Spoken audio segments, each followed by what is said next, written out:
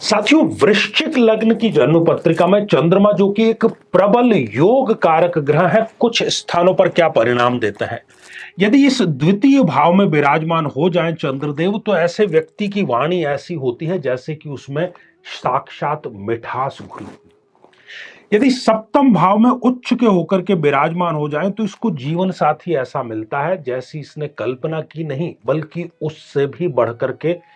और यदि ये स्वग्रही होकर के भाग्य स्थान पर चंद्रदेव विराजमान है, तो चंद्रमा की दशा इनके जीवन की सर्वोत्तम दशा साबित होती है और इनके जीवन का ये स्वर्णिम काल होता है। भाग्योदय इनका चंद्रमा की दशा आते ही तुरंत हो जाता है।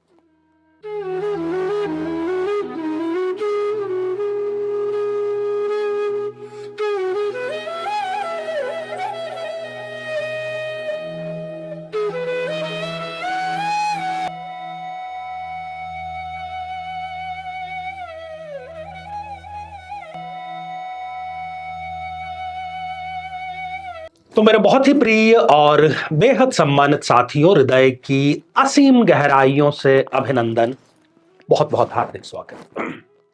साथियों, विभिन्न लग्नों में हम चंद्रदेव की महादशा कैसी रहती है, इस पर चर्चा कर रहे हैं। और ये चर्चा आज हमारी आ चुकी है 8 अर्थात वृश्चिक लग्न के बारे में। तो यदि अभी तक आपने अपने लग्न से संबंधित एपिसोड नहीं देखा है, तो यहां आई बटन में हम आपको उसका लिंक प्रोवाइड करा रहे हैं। जाकर के आप देखें, समझें कि कैसे रहने वाली है आपके लिए चंद्रदेव की महादशा।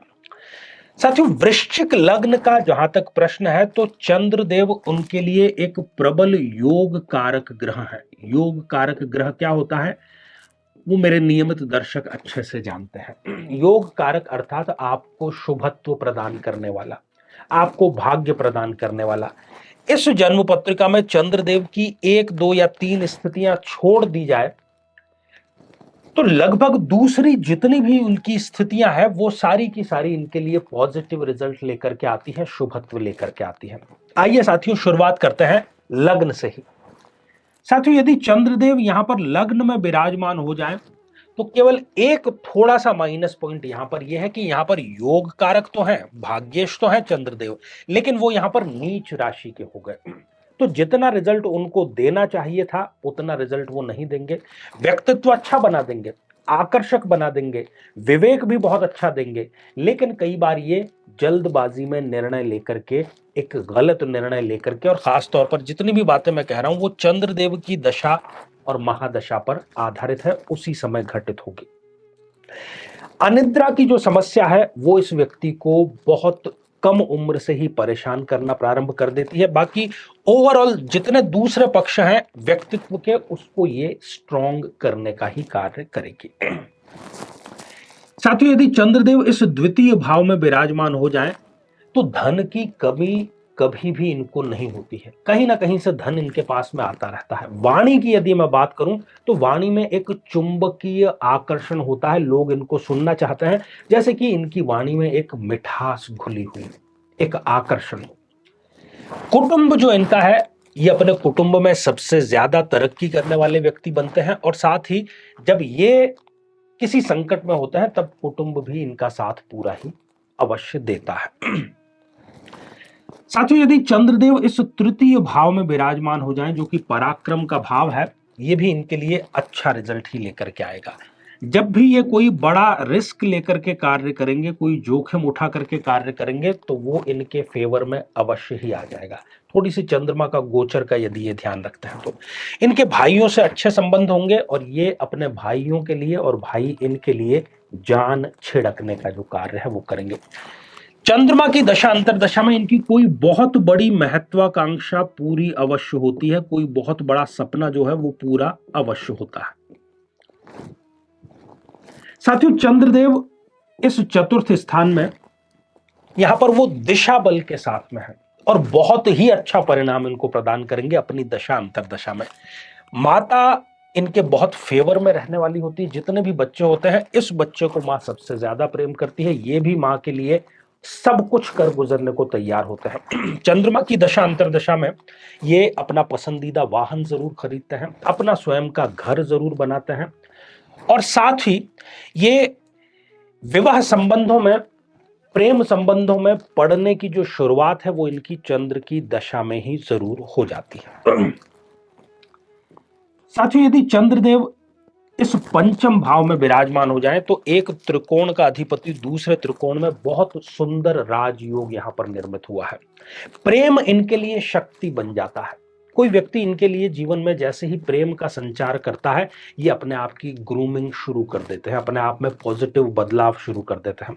आकस्मिक धन की यदि बात करूं, शेयर मार्केट की यदि बात करूं, तो चंद्रमा की दशा अंतरदशा इनको झोली भर करके देने का कार्य करती है और कहीं ना कहीं से धन इनको आता ही रहता है।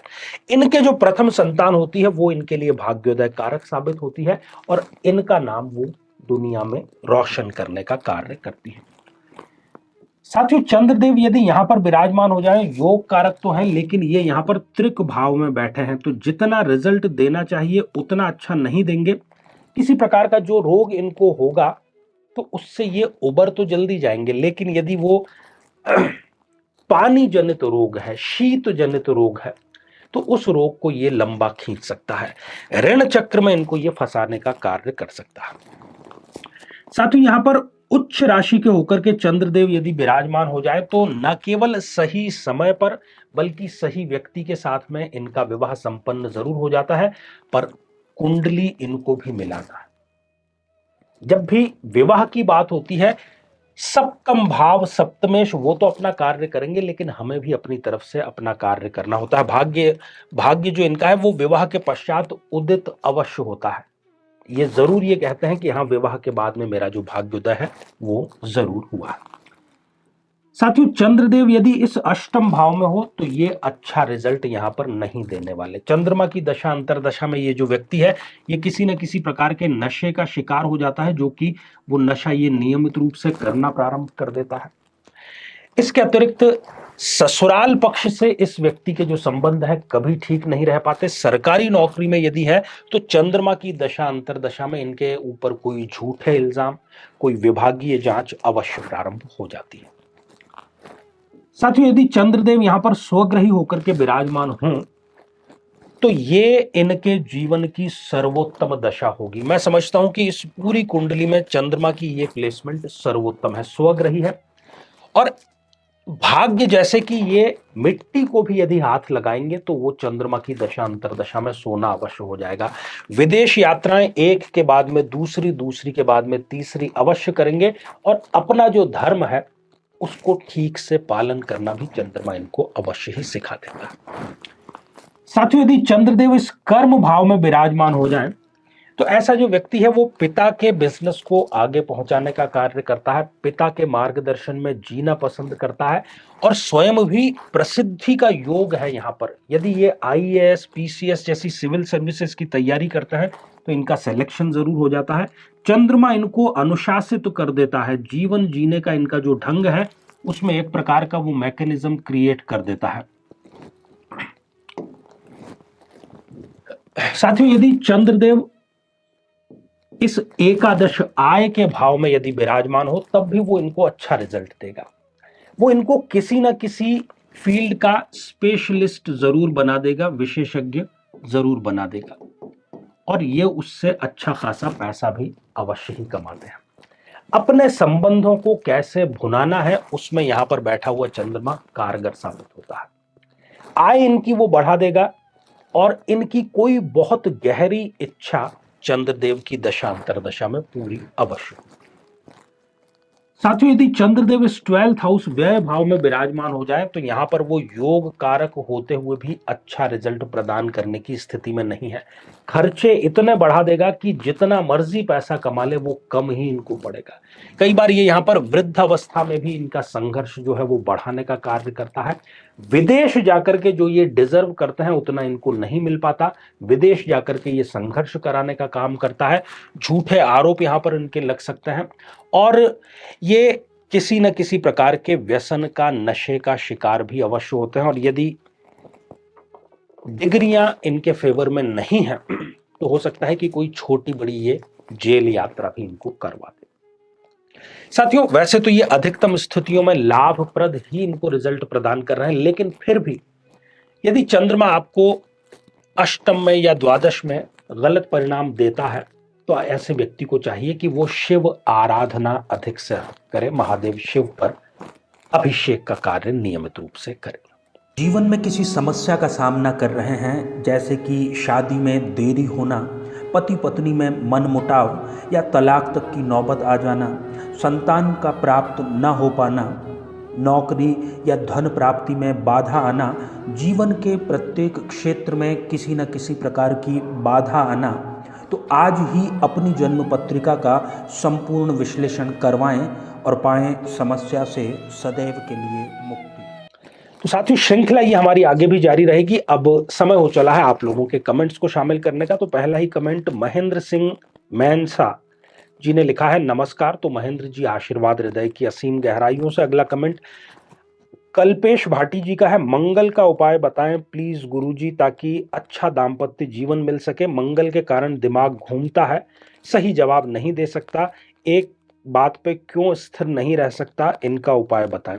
देखिए कल्पेश जी, इसका सर्वोत्तम उपाय है कि निकट के किसी भी हनुमान मंदिर में जो कनेर के फूल है वो आप मंगल और शनिवार को समर्पित करें और वहीं बैठ करके हनुमान चालीसा का पाठ करें। साथियों, अगला कमेंट जिस आईडी से आया है वो है स्पिरिचुअल लव। मेरे 8th हाउस में सूर्य और बुध है, बुधादित्य योग, इसका क्या मतलब, क्या ये भी राजयोग है?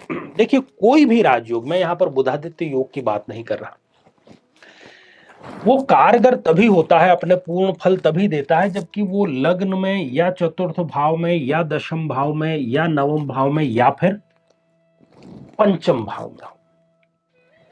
उस योग का निर्माण यदि इन त्रिक भावों में हो रहा है, कोई काम का नहीं, यहां हो रहा है कोई काम का नहीं, यहां हो रहा है कोई काम का नहीं, क्योंकि ये भाव ही गलत।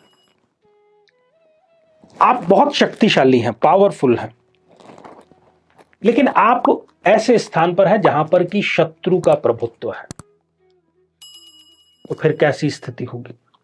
स्थिति वैसी ही होगी कि पक्षी जो है वो समुद्र के बीच में फंस जाए तो वो कितनी देर तक उड़ सकता है। तो साथियों, आज के लिए केवल इतना ही, और इसी मंगल कामना के साथ में कि आप सभी स्वस्थ, समृद्ध और शांतिपूर्वक जीवन व्यतीत करें। नमस्कार।